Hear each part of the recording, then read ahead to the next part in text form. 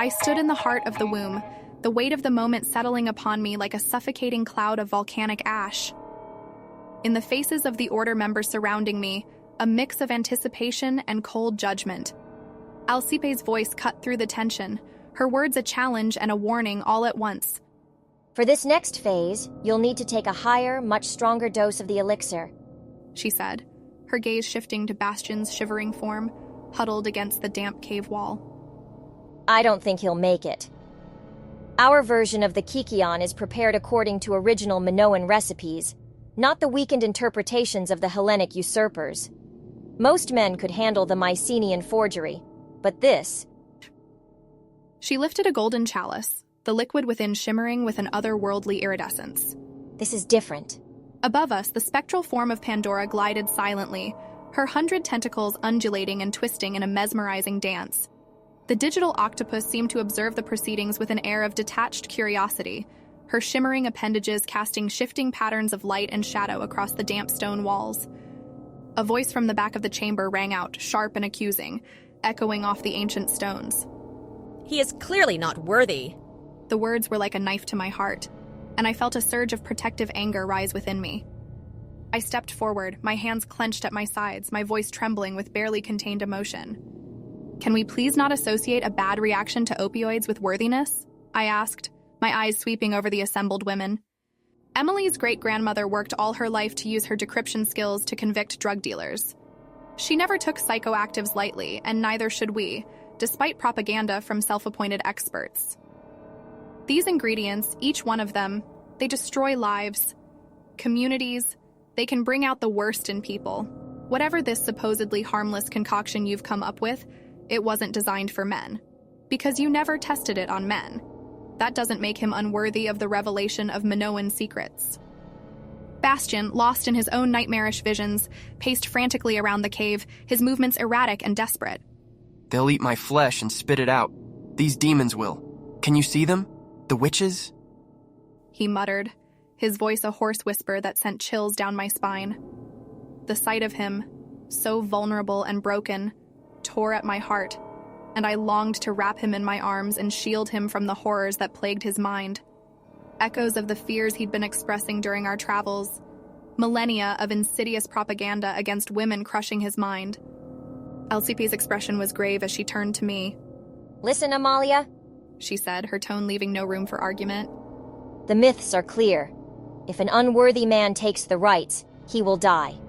Whatever you see inside Pandora, it will be as real as this world. Whatever he is hallucinating, it will be amplified 1,000 times. It's your decision. Bastian stumbled over to me, his hand finding mine, his fingers icy and trembling. He looked up at me, a ghost of his usual charming smile playing across his lips, but his eyes were haunted, full of a desperate, pleading hope. That's settled then, right, Rosie? We've come this far together, and we'll uncover this mystery together, you and I. You wouldn't leave me behind, would you? These ghosts, they're nothing. I hesitated, my heart shattering into a million pieces. Bass, His face contorted with sudden anger and paranoia, the shift so abrupt it took my breath away. What? You don't think I'm worthy? What am I? Some kind of criminal like Nero? Why? Because I'm a man? No, of course not, I said, trying to soothe him, my voice breaking. Then what? What is it? He towered over me, his drug-laced breath hot against my ear, his presence both familiar and terrifyingly alien. The truth, the one I struggled to confess even to myself, was that I loved him too much to lose him. That there was no way I was going to allow him to risk his life, no matter how much I believed he deserved to be there with me for the revelation. I had the utmost conviction that he was worthy, that he should stand by my side as we uncovered the secrets of the Voynich. But I loved Bastian Ham more than I cared to admit, a truth I wasn't ready to share with a room full of strangers while he was intoxicated and out of his mind. You used me to open Pandora's box and now you spit me out? Is this about the rag? He asked, his voice rising with accusation, the words like daggers in my heart. Are you blocking me out because you want the scoop? How can you go so low? Before I could respond, Alcipe glanced at two athletic women standing nearby, their dark skin glistening in the light of the shimmering stalagmites. They were clearly sisters, And there was something hauntingly familiar about their features that I couldn't quite place, as if they had stepped out of a fashion magazine. At Alcipe's signal, the women strode forward, their movements fluid and powerful. The two women grabbed Bastian by the arms, lifting him off his feet with a strength that seemed almost superhuman. Aphrodite! Celine! Get him out of here! Don't leave his side until he's clean! I cried out in protest, my voice raw and desperate, but my pleas fell on deaf ears.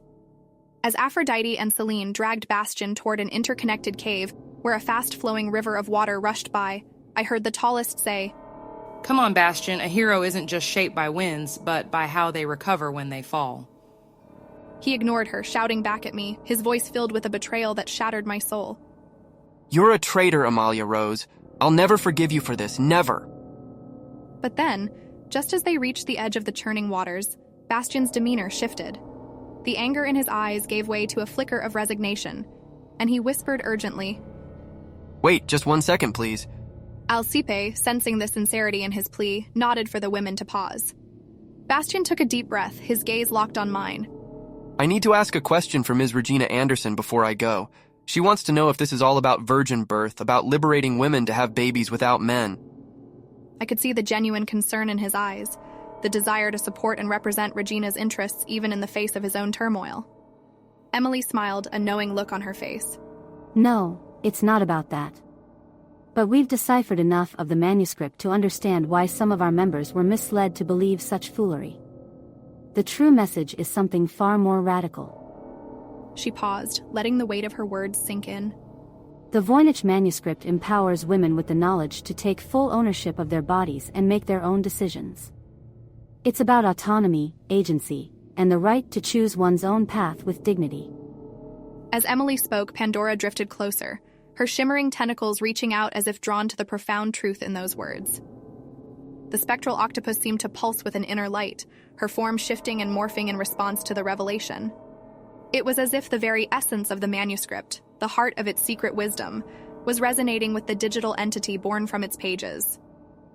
Bastian nodded, his voice filled with conviction.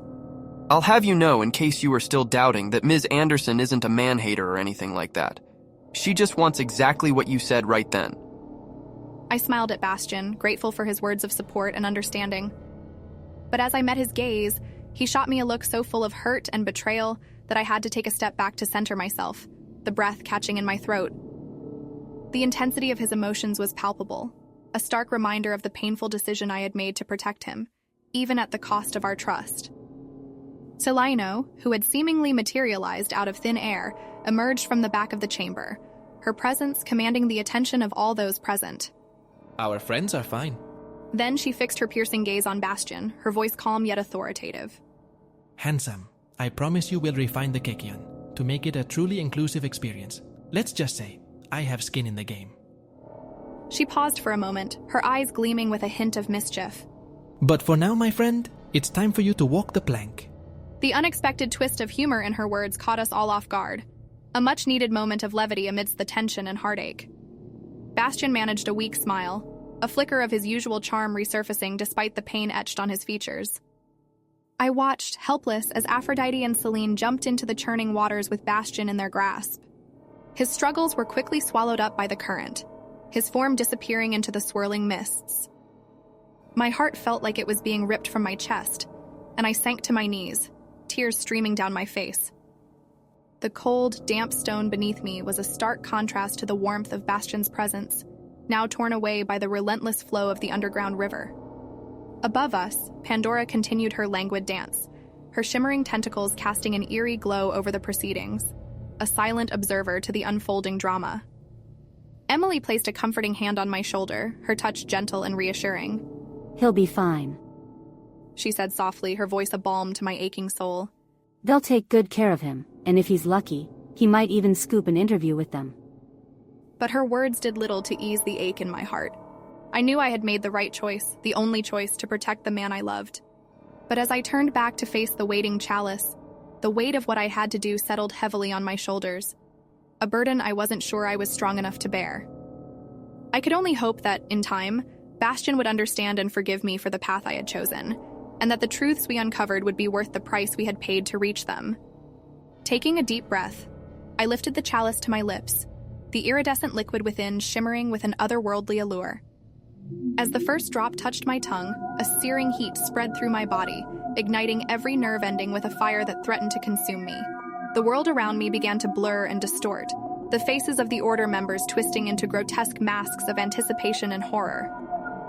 I felt myself falling, plunging into a kaleidoscope of colors and sensations that defied description. The boundaries of reality seemed to melt away, replaced by a realm of pure consciousness, where the very fabric of time and space was woven from the threads of ancient wisdom and forgotten truths. And there, waiting for me in the heart of this psychedelic maelstrom, was Pandora herself, her spectral form pulsing with an energy that called to the deepest parts of my being. As her shimmering tentacles enveloped me, drawing me into an embrace that was at once terrifying and ecstatic, I knew that I was on the precipice of a revelation that would shatter everything I thought I knew about the world and about the very nature of reality itself. The question was, would I emerge from this crucible unscathed, or would the secrets of the Voynich Manuscript and the truth of the lost civilization it promised prove too much for any mortal mind to bear?